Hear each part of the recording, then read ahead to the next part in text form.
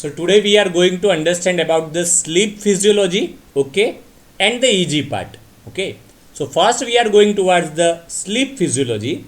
In sleep physiology, you are going to see various phases of sleep. In various phases of sleep, you are going to see a particular type of EEG is present. तो कोई एक stage में कोई एक तरह का EEG होगा, कोई दूसरे स्टेज में कोई दूसरी तरह का EEG होगा.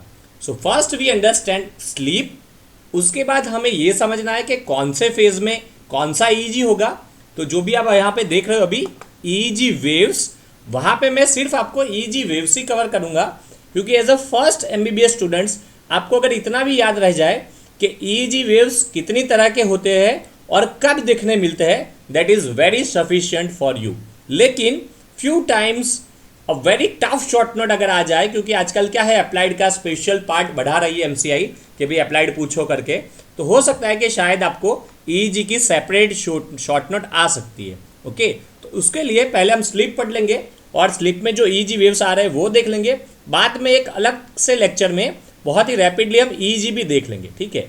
लेकिन EEG की शॉर्ट नोट में आपको थोड़ा बहुत एलोबरेट करना है, लेकिन मेन पार्ट आपको वही लिखना है EEG की शॉर्ट नोट में कि EEG वेव्स कौन कौन से होते हैं और कौन सी कंडीशन में देखने मिलते हैं. Okay, so which are the different types of EEG waves and they are going to seen in which conditions. अगर ये दो चीज़ें आपको पता है, that means you are getting a 50% marks in a EEG short note. लेकिन EEG अगर MCI के हिसाब से सेपरेटली पूछते हैं तो थोड़ा बहुत एलोबरेशन होगा, वो मैं आपको फर्दर नेक्स्ट लेक्चर में दिखाऊंगा. तो अभी हम स्लीप समझेंगे और स्लीप के अलग अलग फेज में जो EEG वेव्स आ रहे हैं उसको भी मैं डिटेल में आपको कवर करता जाऊंगा. तो first we have to understand what is the difference between sleep and coma. Okay, तो स्लीप एंड कॉमा में क्या डिफरेंस आपको लगता है, तो आगे हम देखेंगे. अगर किसी को आपने स्टिमुलस दिया और स्टिमुलस देने की वजह से वो वेक हो जाता है तो उसको हम बोलेंगे स्लीप. एंड स्टिमुलस देने के बावजूद भी अगर वो वेक नहीं हो रहा तो उसको हम बोलेंगे कॉमा. ओके, तो आगे देखते हैं further difference. So sleep is a state of loss of consciousness from which a subject arouse by appropriate stimuli. तो देखो अप्रोप्रिएट स्टिमुलाई की वर्ड है. अभी कोई सो गया और आपने थप्पड़ खींच के दे दिया तो that is not a fair. Okay, बाद में आप बोलोगे अरे ये तो बेचारा वेक हो गया, तो ऐसा मत करना, ठीक है. Stimuli should be appropriate. Okay, तो इंजरी नहीं करनी, बस हल्का सा थोड़ा सा स्टिमुलस दे दो और वेक हो जाएगा, that means a slip stage. And what is comma? A state of unconsciousness from which a subject can not be aroused. Okay, तो कॉमा में ऐसी अनकॉन्शियसनेस होगी जहां पे स्टिमुलस देने के बाद कोई अराउज नहीं होगा, लेकिन स्लीप में ऐसी कॉन्शियसनेस होगी जहां पे स्टिमुलस देने से अराउज हो जाएगा, तो उसको हम बोलेंगे sleep. Clear everyone? So sleep is a state of ये. लेकिन स्लीप क्या है आप समझो कि 1951 में रफली हैंस बर्गर करके साइंटिस्ट था, उसने फर्स्ट टाइम EEG रिकॉर्ड करके दिया था. तो हैंस बर्गर ने फर्स्ट टाइम EEG रिकॉर्ड करके 1951 के आसपास दिया था. तो इसको बर्जर वेव्स भी बोलते हैं. तो EEG वेव्स आप देखोगे जैसे आगे आएगा. So these are the actually EEG waves, ये सब दिखा रहा है वो EEG वेव्स है. तो इसको कभी कभी क्या बोलते हैं, बर्जर वेव्स भी बोलते हैं. तो ये बहुत ही रिसेंट है, मैं ये कहना चाहता हूँ, ठीक है. ये सारे वेव्स पहली बार जो रिकॉर्डिंग हुआ बहुत ही रिसेंट था. ओके, उसी तरह से आपको समझना है कि एपनिया, स्लीप एपनिया जो डिसऑर्डर है जिसको आप स्नोरिंग बोलते हो, अगर आप देखना कोई भी obese patient, a very obese patient sleeping and during a sleep you are able to notice a snoring, a loud snoring, and in between the snoring you are seeing a completely silent phase. During that part patient is unable to take a breath. So during a sleep, okay, so first what is a sleep, तो clear. So during a sleep क्या देखने मिलेगा, patient is unable to take a breath, that is a apnea. तो apnea मतलब क्या, cessation of breathing, और sleep में apnea हो गया तो उसको बोलते हैं sleep apnea. क्लियर? तो sleep apnea मतलब sleep में cessation of breathing हो गया, तो इसको बोलते हैं स्लीप एपनिया सिंड्रोम. ये सबसे पहले 1991 में ढूंढा गया था. तो 1991 में तो सबसे पहले ये डिसऑर्डर समझ में आया कि स्लीप एपनिया सिंड्रोम करके है. और आपकी किताब देखो कि ये सारी किताब तकरीबन 15-20 साल से तो मैं देख रहा हूँ, ठीक है. जैसे सेम्बू भी देखो तो हमारे वक्त आई थी तो 20 साल हो गए ऑलमोस्ट. फिर AK जैन में 20-25 साल से भी ज़्यादा हो सकती है. जब से मैं आया हूँ MBBS में तब से तो मैं ये सारी किताबें देख ही रहा हूँ. So these are the very old books. Okay, बहुत समय से है, थोड़ा बहुत इसमें एडिटिंग होता है, लेकिन मैं कहना क्या चाहता हूँ कि दैट्स वाई आपको सारी बुक्स में थोड़ा थोड़ा अलग देखने मिल सकता है, क्योंकि ये बहुत ही लेटेस्ट है और थोड़ी बहुत चीज़ें आपको बुक्स में नई भी देखने मिल सकती। ओके, तो आपको कोई और बुक्स में से फिर सारी बुक्स में से मिक्स करके इसमें कुछ लिखना पड़ेगा। इसमें आप ये मत चला लेना कि कोई भी एक बुक पढ़ के आपने रिप्रेजेंट कर दिया, क्योंकि ये क्या है, बहुत ही लेटेस्ट वाला टॉपिक है। 1991 में सोचो कि पहली बार सबसे पहले स्लीप एपनिया का डायग्नोस हुआ था। ओके, तो बहुत ही अर्ली है, तो सारी बुक में शायद इतना अच्छा नहीं हो, आपको थोड़ी बहुत बुक का मिक्स करके ये लिखना पड़ेगा। अदरवाइज फिर हम लेक्चर में ले रहे हैं, वो आप याद रख लोगे तो भी कवर हो जाएगा। सो मैं कहना क्या चाहता हूँ कि स्लीप की जो डेफिनेशन है वो हर एक बुक में आपको अलग अलग देखने मिल सकती है। ठीक है, कहीं कहीं लिखा होगा अ रिवर्सिबल स्टेट, इसके आगे एक वर्ड की वर्ड भी लिखते हैं। What is word? A reversible state of loss of consciousness. तो वो कहना चाहते हैं कि ये रिवर्सिबल होती है स्लीप फिनोमिना। ओके, तो बहुत सारी अलग अलग डेफिनेशन है, कोई भी डेफिनेशन आप लिख देखो तो चल जाएगा, you are getting a mark. Okay, reversible state, लेकिन रॉन्ग मत लिख देना। ओके, बहुत ही बड़ा रॉन्ग है, फिर स्लीप और कॉमा का डिफरेंशिएट ही नहीं दिखा तो मार्क चला जाएगा। Okay, clear? So sleep and coma, these are the two thing. इसके अलावा भी बहुत सारी होती है जो आपको फाइनल रिव्यू से चलेगा, जैसे स्टूपर। ओके, अलग अलग फेज आएगी, जैसे स्टूपर आएगा। ओके, तो स्टूपर में आप देखना कि पेनफुल स्टिमुलस के बाद वो वेक हो जाता है। तो एप्रोप्रिएट स्टिमुलस का वर्ड है कि स्लीप और कॉमा के बीच में जो स्टेज आते हैं उसमें कभी कभी स्टूपर वर्ड भी एक आता है। उसमें क्या होता है कि नॉर्मल स्टिमुलस से वेक नहीं होता, लेकिन पेनफुल स्टिमुलस से भी वेक होता है। तो ये सब आपको प्रैक्टिकल में आएगा, लेकिन पेनफुल स्टिमुलस मतलब कैसा, किसी को थप्पड़ लगाना है? नहीं, तो दैट इज रॉन्ग। ओके, फिर वो पेशेंट जग के आपको थप्पड़ लगा देगा। ओके, तो that is not the way to do the things. तो उसके लिए पेनफुल स्टिमुलस को आपको याद रखना है, बोनी पॉइंट पे पेनफुल स्टिमुलस होगा। तो बोनी पॉइंट टिपिकली स्टर्नम पे वो प्रेस करते हैं। A firm press is given on a sternum, that is actually bony point and that produces a tremendous amount of pain. जिस किसी को भी फ्रैक्चर हुआ अब तक, तो याद करना कि आपको जब भी फ्रैक्चर हुआ हो तो आप डॉक्टर के पास गए होगे, एक नाइट से ज़्यादा कोई भी बेयर नहीं कर सकता। That is a fracture pain, क्योंकि कभी कभी पता नहीं चलता इंजरी के बाद क्या हुआ है। तो घर में आप देखना, आपके घर में जो एजेड लोग होंगे वो वही यही बोलेंगे, अरे कितना पेन हो रहा है, तो आप बोलोगे कि सीवियर पेन, और उसी नाइट आप अगर डॉक्टर के पास जा रहे हो तो most probably that is a fracture. Okay, तो क्योंकि वो बोन डैमेज हो रहा है and that is a very severe pain, that is almost unable to tolerance, that is almost intolerable by anyone. Okay, so that is almost intolerable by anyone, that is a fracture pain because that is from a bone. तो आपको ये याद रहेगा कि अगर आपने bone को stimuli दे दिया तो वो पेनफुल स्टिमुलाई होगा, and that type of painful stimuli you should give to the patient to check the patient is in stupor और नॉट। तो ये सब फाइनल एमबीबीएस में आपको आएगा। क्लियर? तो पेनफुल का मतलब ये मत समझना कि आपने किसी को थप्पड़ लगा दिया। ओके, तो यहाँ पे अगेन एप्रोप्रिएट स्टिमुलाई, ओके, थोड़ा टच ही कर दो और स्लीप डिस्टर्बेंस आपको देखने मिल जाएगा। Okay, so this is sleep and this is comma. Clear everyone? Now the next one, why do we sleep and the functions of sleep? Honestly I want to say this is almost unknown. Okay, थोड़े बहुत function prove हो चुके हैं, लेकिन this is still unknown. Sleep is a big mystery in our life because that is now proven. There are two types of sleep. दो तरह की sleep है, वो प्रूवन हो गई है, वो आगे हम देखेंगे। एक आएगी आपकी रैम स्लीप और दूसरी आएगी आपकी non REM sleep. Okay, types and stages of sleep. So there are two types of sleep. First one is a non-REM sleep. Second one is a REM sleep. What do you understand by REM? Rapid eye movement. That is a REM. तो rapid eye movement की एक sleep होगी और दूसरी होगी non rapid eye movement. तो there are two types of sleep और ये दोनों स्लीप के अलग अलग फंक्शन है. So first function of NREM that is very clear, क्योंकि एनआरईएम में आई की मूवमेंट नॉन रैपिड होती है, तो पेशेंट आराम से सो गया है, पूरा फटीग रिमूव हो जाता है. This is very wonderful sleep और आपके सारा फटीग दूर हो जाता है. You are feeling so much relax और टायर्डनेस चली जाती है. But in this sleep, REM sleep, rapid eye movement sleep, actually your brain is working even more than normal. तो अभी मान लो आप वेक हो तो आपका जो ब्रेन काम कर रहा है उससे भी हाई अमाउंट में ब्रेन काम करता है when you are actually sleeping in a REM sleep. और जो आपको सपने आते हैं वो रैम स्लीप में आते हैं. तो सपने वाली नींद आपकी होगी REM sleep. And REM sleep के थोड़े बहुत फंक्शन प्रूवन है, वो हम देखेंगे.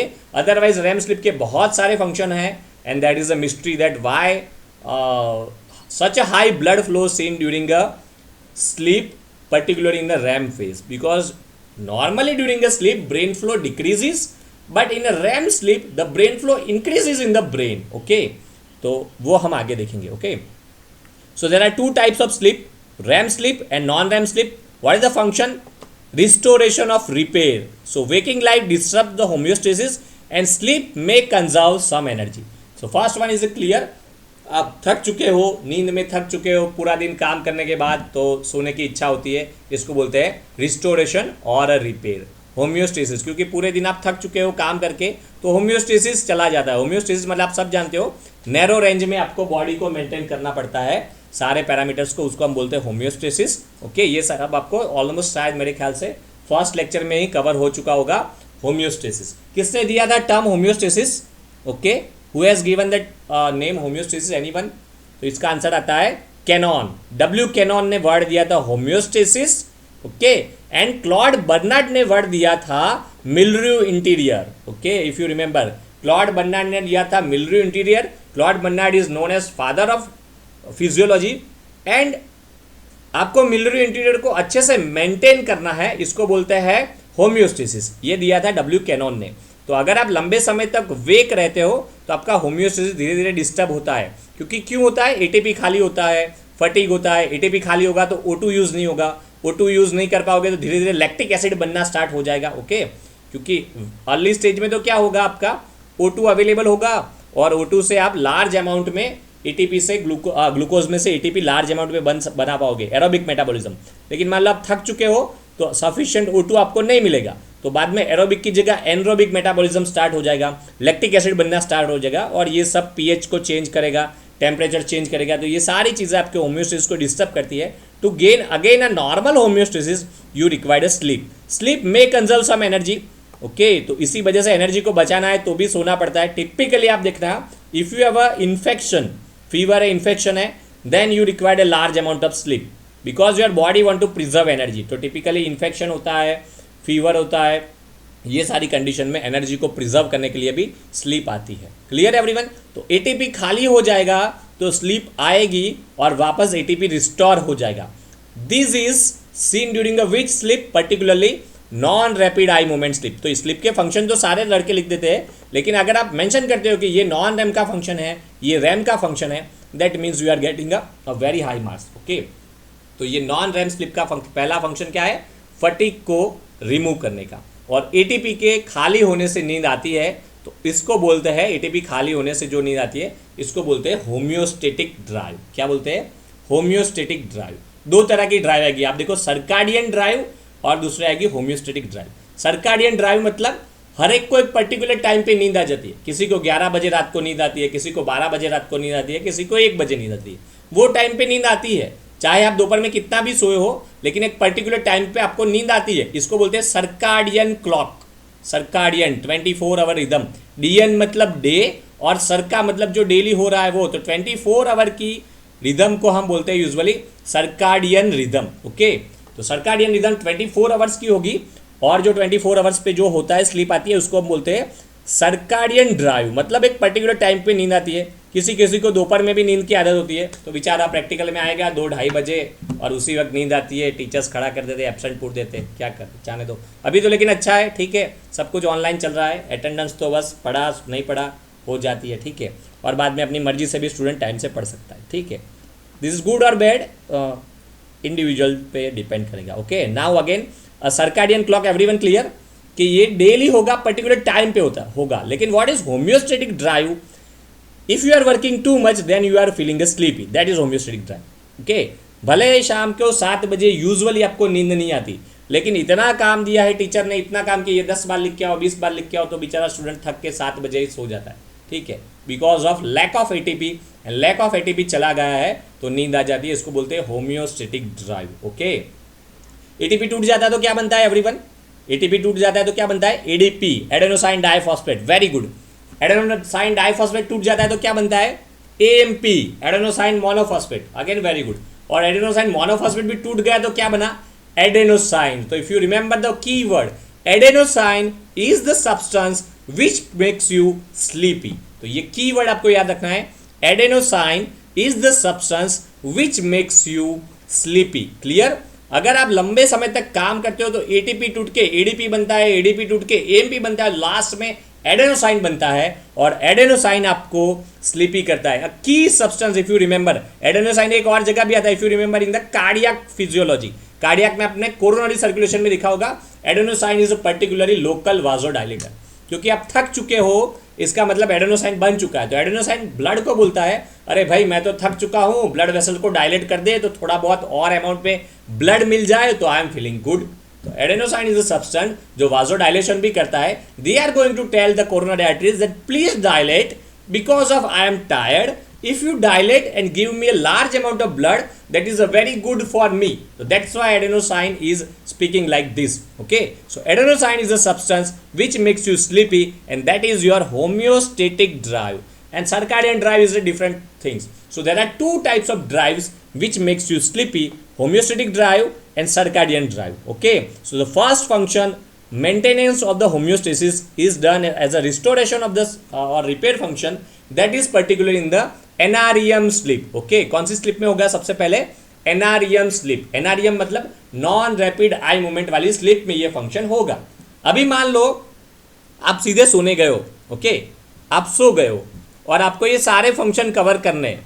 ओके, आपकी बॉडी को ये सारे फंक्शन कवर करने। देखो यहाँ पे कंसोलिडेशन ऑफ लर्निंग, ये फंक्शन सारे स्टूडेंट को बहुत ही अच्छा लगता है कि अगर सर ऐसा हो जाए तो मैंने एक बार पढ़ा, सब कुछ मुझे याद रह जाएगा, नंबर्स भी अच्छे आ गए, पास भी हो गया, very good. So that is known as consolidation learning. ये भी स्लीप का फंक्शन है, क्लियर। पर ये फंक्शन पहले नहीं होता। ये कंसोलिडेशन ऑफ लर्निंग मतलब your short term memory is converted into the long term memory during a sleep, clear. तो आपकी short term memory long term memory में कन्वर्ट हो जाती है during a sleep, that is known as consolidation of learning. But in which phase of sleep short term memory is converted to long term memory, that is the REM sleep. So this is a very key concept. non REM में ये होता है और REM में ये होता है, rapid eye movements। REM sleep में होता है short term memory is converted to long term memory। ये सेम लाइक होता है rebooting लाइक। अगर आप देखना आपके मोबाइल या आपके कंप्यूटर में पहले, अभी तो पता नहीं लेटेस्ट सब कुछ चेंज होगा, लेकिन पहले क्या होता है, अगर नया कोई प्रोग्राम आपने इंस्टॉल किया है तो कंप्यूटर तुरंत बोलता है प्लीज रीबूट योर कंप्यूटर। अगर आपने कोई भी नया प्रोग्राम इंस्टॉल किया है तो कंप्यूटर उसको इमीडिएटली रन नहीं कर सकता, वो बोलता है आप वापस रीबूट करो, और रीबूट करने के बाद बहुत ही बेहतरीन तरह से वो आपको प्रोग्राम रन करके देगा। सेम वे आज आपने 5 आवर्स रीडिंग किया है तो आपका ब्रेन बोलेगा अरे मुझे सो जाने दो, let make me reboot. If I am rebooted then the next day I have a very solid memory. Okay, that is a long term memory. Otherwise तो आज पढ़ा शाम को भूल गए, क्या करें भाई, जाने दो, लंबा कोर्स है, ये सब चलता रहता है। ओके, अलग अलग मेमोरीज आई है, short term memory, long term memory आपको चलेगा वापस फ्यूचर में। But right now short term memory is converted into the long term memory during which type of sleep? तो की आंसर आएगा REM sleep, rapid eye movement. Now the key question, if you are going to sleep then what you want first, this one और this one? तो ये आपकी choice नहीं है। If you are going to sleep definitely body going to do first this one. So first you are going to see a non-REM sleep. Whenever you are going to bed, when you are starting your sleep, the first sleep is always a non-REM sleep, and then you are going to see a REM sleep. Okay, but there are few conditions जहाँ पे सीधी REM आ जाती है, वो हम बाद में discuss करेंगे, but शायद नहीं भी करेंगे तो फ्यूचर में जब चलेगा, because that is very tough one, फिर फंस जाओगे, सब मिक्स हो जाएगा। अभी आप यही याद रखो, पहले आती है नॉन रैम स्लीप और नॉन रैम स्लीप के एंड होने के बाद में आती है रैम स्लीप। तो दैट्स वाई पहले आपकी बॉडी अच्छे से फ्रेश हो जाएगी तो ही आपको अच्छे से याद रहने वाला है। ओके, तो first you require your body to relax completely, then your body is going to remember everything very nicely. तो फर्स्ट यू रिक्वायर रिलैक्सेशन। तो आप सोने गए, सबसे पहले आई non REM sleep. Non REM sleep में क्या हुआ, पूरी बॉडी का फटीग चला गया। ओके, इसके बाद जो आई वो है रैम स्लीप, और रैम स्लीप ने आपने जो भी अच्छा से पढ़ा है वो याद रह जाएगा। तो याद रखने के लिए यू रिक्वायर्ड रैम स्लीप, और याद रखना रैम स्लीप लास्ट में आती है, एंड में आती है। तो पहले रिलैक्स हो जाओ और फुल स्लीप लो। फिर मान लो आप 3 आवर में वेक हो गए हो और 3 आवर ही सो रहे हो तो ओनली बॉडी रिलैक्स होगी, लेकिन ये नहीं होगा। Okay, so you required a full battery charge like sleep. आपको इनफ स्लीप लेनी पड़ेगी, तब जाके आपका रैम और नॉन रैम दोनों अमाउंट फिनिश होगा, and you have a very long lasting memory. Okay, तो REM sleep you required, and first you required the non REM sleep. That's why आप देखना कभी कभी आपने आफ्टरनून में मान लो बहुत थक चुके हो और 40-50 मिनट भी सो गए तो इतने फ्रेश फील करते हो। वाई? बिकॉज 50 मिनट भी सो गए तो सबसे पहले क्या कवर हो गया आपका? फटीग रिमूव हो गया, क्योंकि सबसे पहले क्या आता है? Non REM sleep. तो non REM sleep very rapidly fatigue remove करता है। मान लो आप 6 आवर्स स्लीप कर रहे हो, ओके, तो 6 आवर्स में से मान लो आपकी 4 आवर होती है नॉन रैम, ओके। तो 4 आवर में ऐसा नहीं है कि पहले आवर्स में 25%, फिर सेकंड आवर्स में सेकंड 25%, थर्ड आवर में थर्ड 25 एंड फोर्थ, ऐसा नहीं है। Within the first hour almost 60% fatigue remove, okay, then second hour 25%, then third hour 10%, इस तरह का है। तो ये लीनियर कर्व नहीं है, ऐसे मत समझो कि फर्स्ट आवर में 25, सेकंड में 25, थर्ड में 25, फोर्थ में 25 करके 100% फटीग रिमूव हो गया, ऐसा नहीं है। फर्स्ट आवर में 50-60 रिमूव हो जाता है। तो दैट्स वाई अगर आपने 40-50 मिनट भी सो गए हो तो very nicely your fatigue removes. So the first function of the sleep is to remove the fatigue, second function of the sleep is to convert a short term memory into long term memory. और अच्छे से higher marks के लिए आपको क्या लिखना है? This function is of a non REM sleep while this function is of a RAM sleep. Clear? Now protection with the circadian cycle, circadian synthesis of hormones. तो आपने ये भी देखा है कि बहुत सारे hormones during the sleep form होते हैं। तो circadian synthesis of hormones and protection of circadian cycle is also function of sleep. That's why we are going to sleep. कौन से हार्मोन ड्यूरिंग स्लीप होते हैं? If you remember the word growth hormone. अगर आपने growth hormone पढ़ा तो याद करना, बहुत सारे फंक्शंस थे। तो ग्रोथ हार्मोन में एक था word deep sleep. Growth hormone secretion increases during a deep sleep, this is the key word. तो growth hormone secretion increases during a deep sleep, so that is also a function of deep sleep, okay, to synthesize hormone, that is also a function of deep sleep. That's why growth hormone नहीं है तो growth नहीं होगा। तो आपको अच्छे से growth hormone चाहिए, उसके लिए आपको अच्छे से सोना पड़ेगा। डीप स्लीप आएगी तो ही ग्रोथ हार्मोन आएगा। और ग्रोथ हार्मोन का क्या फंक्शन है, कौन बोलेगा? ओके, ये तो सारे स्टूडेंट बोलेंगे यार कैसा क्वेश्चन पूछ लिया सर ने, सबको पता है ग्रोथ हार्मोन का फंक्शन है ग्रोथ का। Very good. लेकिन ये फंक्शन होता है अप टू 18 ईयर्स। लेकिन अभी क्या फंक्शन होगा? 30 साल, 40 साल, 25 साल की एज के बाद ग्रोथ हार्मोन के क्या अलग अलग फंक्शन है? तो एक की फंक्शन में देता हूं, growth hormone makes you younger, okay, क्योंकि ग्रोथ हार्मोन प्रोटीन को बनाता है और फैट को तोड़ता है। अगर आपकी बॉडी में प्रोटीन है और फैट नहीं है, that means you are looks very fitter and younger, okay. तो आप बहुत ही यंग दिखते हो because of large amount of growth hormone. अगर ग्रोथ हार्मोन खाली हो चुका है तो आप एजेड दिखोगे, ओके। आपके स्किन पे रिंकल्स दिखने स्टार्ट हो जाएंगे फेस पे। टिपिकली आपके फेस पे रिंकल्स दिखेंगे अगर ग्रोथ हार्मोन नहीं है। तो ग्रोथ हार्मोन की ये बहुत ही ट्रिकी वन है। अगर कभी मौका मिलेगा तो बाद में कवर करने का ट्राई करेंगे, क्योंकि क्या है लास्ट में मैं आया हूँ और इतना सारा है तो कवर नहीं। ग्रोथ हार्मोन का क्या ट्रिकी वन है? अगर आप छोटे बच्चे हो तो ग्रोथ हार्मोन आपको यंग बनाता है, अगर आप बूढ़े हो तो भी ग्रोथ हार्मोन आपको यंग बनाता है। तो ग्रोथ हार्मोन मतलब ये मत समझो कि बस ग्रोथ बढ़ाता ही जा रहा है। छोटे बच्चे को यंग बनाता है और एजेड को भी खींच के यंग बनाता है। That is the growth hormone. Clear? So you required younger, for that you required a very good sleep, particularly deep sleep.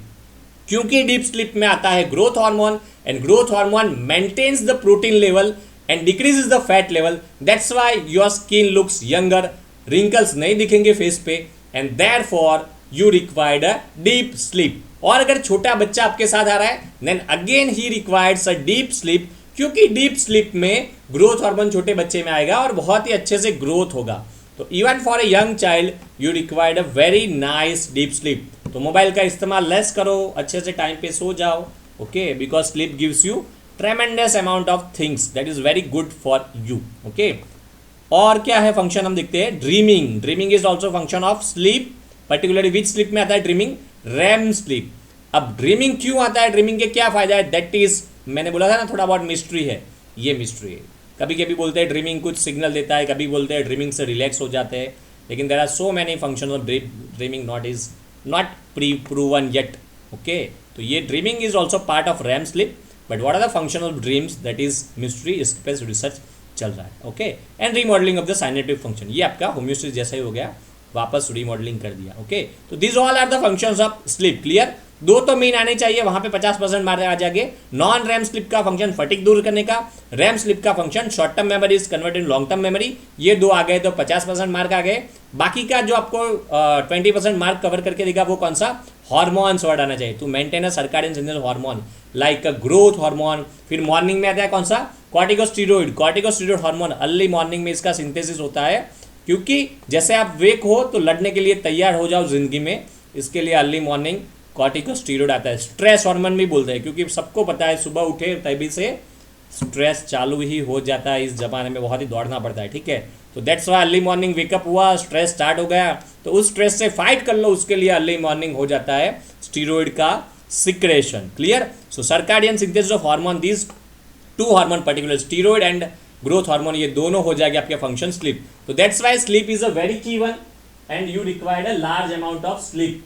You must take a sufficient amount of sleep to achieve this all one. ये मैं इसलिए बोल रहा हूं बार बार, थोड़ा लंबा भी खींचा फंक्शन, क्योंकि यहाँ पे इंडिया में बहुत सारे मिथ्स बन चुके हैं, क्योंकि स्लीप रिसेंट वन है, इसमें बहुत सारे मिथ्स बन चुके हैं। कौन कौन से मिथ है, अभी मैं फर्स्ट वन आपको दिखाता हूँ। एक मिथ कि जैसे आप देखो यहाँ पे अगर आ जाए तो मैं दिखाता हूँ, स्लीप की रिक्वायरमेंट में दिखाता हूँ।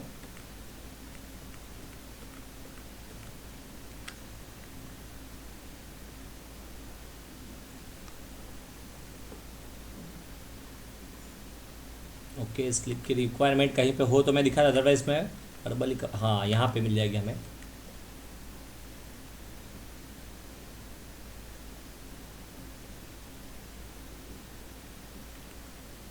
ओके नहीं है तो बात जाने दो, मैं कवर करता हूँ। स्लीप की रिक्वायरमेंट क्या होती है, कीवर्ड, जैसे जैसे आपकी एज बढ़ती है, ओके, जैसे जैसे आपकी एज बढ़ती है आपकी स्लीप की रिक्वायरमेंट डिक्रीज होती जाती है। Clear everyone. तो छोटा बच्चा होगा वो लार्ज अमाउंट में स्लीप करेगा, आप देखना फीटस, ओके, तो बहुत 16 18 आवर 20 आवर ऑलमोस्ट स्लीप करता है। फिर छोटा बच्चा 1 से 5 साल का 12 आवर स्लीप करता है। फिर 10 साल का बच्चा 10 आवर स्लीप करता है। फिर आपकी एज के आसपास 8 आवर्स 9 आवर की स्लीप होती है। और आपके ग्रैंड फादर देखना घर पे, ओके, ग्रैंड फादर हो 60 ईयर्स 70 ईयर्स के, तो उनकी स्लीप कितनी होती है, only 6 hours. Okay, so what is the concept, as your age increases, as your age increases your requirement of sleep decreases। Clear, ये की कंसेप्ट है। जैसे एज इंक्रीजेस तो हार्ट रेट डिक्रीज होता है, bradycardia, same way age increase होती है तो sleep की रिक्वायरमेंट भी डिक्रीज होती है। छोटा बच्चा बहुत ही सोता है और एजेड लोग बहुत ही लेस होते हैं। तो क्या दिक्कत आती है, सारे एजेड लोग को आदत होती है कि छोटे बच्चे को एडवाइस दे, बेटा तू ये मत कर, बेटा तू वो मत कर। तो फंसते हम कहाँ पे है, कोई यंग है जैसे आपकी उम्र है 20 साल और कोई 60 70 साल के आपके ग्रैंड फादर हो गए, तो ग्रैंड फादर तो 6 आवर में ही अपना फिनिश हो गया, 5 to 6 आवर्स में, और आपको 9 आवर्स सोना पड़ता होगा to cover your all the needs 8 to 9 hour. तो वो आके तुरंत डांटना स्टार्ट कर देते, अरे इतना तो नहीं सोना चाहिए, सोने से तो ये होता है, सोने से, that is a very wrong. उनको ये लगता है because their requirement is less, और हमें ये लगता है क्योंकि our requirement is large amount. तो की कंसेप्ट ये है, because usually aged people gives us advice और उनकी रिक्वायरमेंट लेस है और यंग पीपल की रिक्वायरमेंट मोर है, तो एजेड लोग फोर्सफुल करते हैं बच्चों को और स्टूडेंट को कि भाई लेस सो। और कुछ यहाँ पे कहावत बन जाती है, जैसे सोवत है वो खोवत है। तो there are so many things, ये प्रूवन हो चुकी है। एक्चुअली स्लीप और न्यूट्रिएंट्स इक्वल अमाउंट में रिक्वायर्ड है। जैसे आप मान लो बच्चे हो गए, छोटे बच्चे, और आपने दूध नहीं पिया तो कितने पेरेंट्स आपको डांटते हैं, अरे you are not drinking a milk, that is a very bad habit. Same में उनको पनिश करना है आपको if you are not taking enough sleep, but that is not usually seen. They are taking a proud कि भाई हमारा बच्चा बहुत ही लेस अमाउंट सोता है और बहुत ही मेहनती है। That is a wrong concept. You required a good enough amount of sleep, then you have to perform. There are person like a short sleeper, तो पर्सन होते हैं जो शॉर्ट स्लीपर होते हैं, उनकी बॉडी अलग तरह से बनी हुई होती है और लेस अमाउंट ऑफ स्लीप में ही वो बहुत ही जल्दी फ्रेश हो जाते हैं। हो सकता है कि वो योगा करके अपना पार्ट कवर कर सकते हो। तो ये भी होता है कि कुछ अगर कोई बड़े पर्सन ने ये एग्जाम्पल सेट कर दिया तो लोग उसको ब्लाइंडली फॉलो करते हैं। जैसे यहाँ पे क्या हो रहा है, हमारे Narendra Modi is a very famous personality और वो शॉर्ट स्लीपर है। वो कभी भी ये नहीं बोलते, आप देखो कि सब कोई लेस स्लीप लो, ऐसा वो कभी भी नहीं बोलते। लेकिन लोग क्या है, वो शॉर्ट स्लीपर है तो लोग बस नरेंद्र मोदी 4 आवर्स होता है तो मैं भी 4 आवर्स होकर मेहनत करूंगा, और फिर ये आपके लिए बहुत ही डैमेजिंग हो जाता है। लोग ये नहीं देखते कि वो डाइट कितना कंट्रोल करते हैं, वो कितने आवर्स योगा करते हैं, लोग वो नहीं करते, ओनली फिर स्लीप वाला पार्ट करते हैं। तो वो अच्छा नहीं। अगर आप हाँ योगा भी इतना करो, डाइट भी अच्छा लो, तो आप थोड़ी नींद में भी फ्रेश हो जाओगे। लेकिन हर किसी का बॉडी अलग अलग होता है, शॉर्ट स्लीपर्स होते हैं जेनेटिकली, हर कोई ऐसा नहीं होता। तो there are few example and there are few history, क्योंकि देश नया नया आज़ाद हुआ है तो लोग मेहनत पे ज़्यादा फोकस करवाते हैं, तभी कुछ बन पाएंगे। तो बिकॉज ऑफ दिस ऑल यहाँ पे क्या हुआ इंडिया में, nutrient is a very important one but sleep is a very less important one. तो आपको यही समझना है, बिकॉज अब हम नए इंडिया की ओर जा रहे हैं, यहाँ पे वेल्थ भी धीरे धीरे क्रिएट होगी, चेंजेस आ रहे हैं। तो हमें अभी समझना है कि sleep and nutrients both are equally important for us. अगर आप स्लीप अच्छी नहीं ले रहे हो तो याद भी नहीं रहने वाला, फटिक भी दूर नहीं होने वाला, और बहुत सारे डिसऑर्डर आगे भी हो सकते हैं। मोस्ट कॉमन वन जो स्लीप डैमेज करती है वो होती है रोड ट्रैफिक एक्सीडेंट।